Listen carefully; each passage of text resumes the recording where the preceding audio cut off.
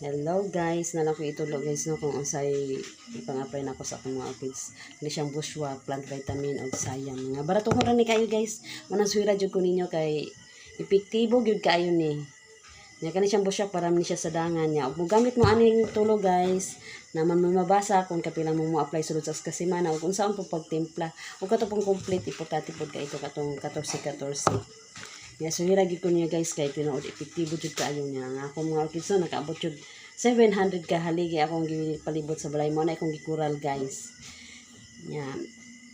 Dako kay katabang ako orchids guys kay mahali naman ko labi na buwak og kaning mga punuan og gisa toy gusto mo palit ako mang baligyaan labi na maapiki pug ko.